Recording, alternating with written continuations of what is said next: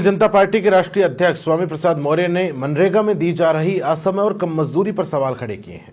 लखनऊ में मीडिया से बातचीत के दौरान उन्होंने कहा है कि मनरेगा में मजदूरी कर रहे लोगों को मजदूरी कम दी जा रही है, साथ ही जो मजदूरी दी जा रही है वो भी बाजार के हिसाब से काफी कम है और समय पर भी नहीं दी जा रही। यही कारण है कि आज मजदूर मनरेगा में मजदूरी करने के बजाय बाजार में मजदूरी करने को प्राथमिकता दे रहे हैं।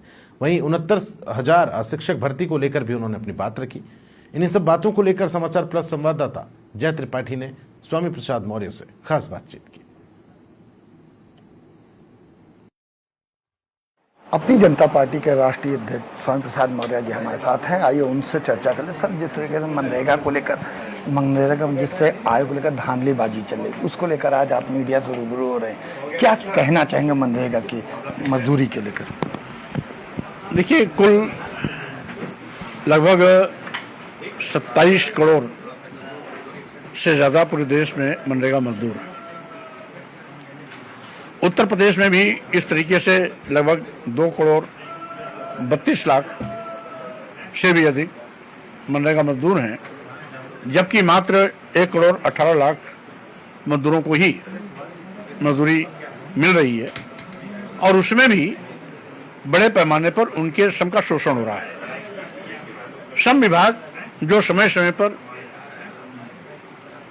अनस्किल्ड, सेमी स्किल्ड, स्किल्ड मजदूरों की मजदूरी तय करती है, वो भी इन मजदूरों को नहीं मिल रहा है। मनरेगा एक्ट के तहत मात्र इन मजदूरों को 252 रुपया दिया जा रहा है, जबकि श्रम विभाग द्वारा निर्धारित मजदूरी 541 रुपया दिया जाना चाहिए। यहां तक कि गांव में भी सामान्य मजदूर करने आता है तो भी कम से कम 400 साढ़े 400 रुपया गांव में भी दिया जाता है।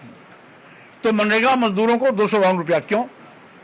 मनरेगा मजदूरों को श्रम विभाग द्वारा निर्धारित 541 रुपया क्यों नहीं? और चूंकि मात्र 252 रुपया देता है, कम मजदूरी के चलते मनरेगा मजदूरी करने से बचते हैं। नतीजा है कि गांव का प्रधान या सचिव उस काम को कराने के लिए जेसीबी का प्रयोग करता है, यानी मनरेगा मजदूरी के बजट का बंदरबाट होता है। इसीलिए मेरी मांग है कि जो श्रम विभाग द्वारा निर्धारित मजदूरी है वो उसे दिया जाए। अगर मनरेगा एक्ट ने 252 तय किया है तो श्रम विभाग द्वारा निर्धारित मजदूरी और मनरेगा मजदूरी में जो अंतर है, उस अंतर को उत्तर प्रदेश सरकार अलग संसाधनों से उनको धन दे करके उसकी प्रतिपूर्ति करे। और इसी प्रकार से जो हमारे स्किल्ड लेबर हैं, जैसे रोजगार सेवक, जो प्रत्येक ग्राम पंचायत में एक रोजगार सेवक होता है, जिसको मात्र 7500 रुपया दिया जाता है, यानी 7,500 रुपया दिया जाता है, जबकि श्रम विभाग द्वारा निर्धारित स्किल्ड अनस्किल्ड मजदूरों को 16,176 रुपया दिया जाना चाहिए। और वहीं पर कंप्यूटर ऑपरेटर, यानी जो काम ग्राम पंचायत में रोजगार सेवक का है, वही काम विकास खंड में कंप्यूटर ऑपरेटर का है।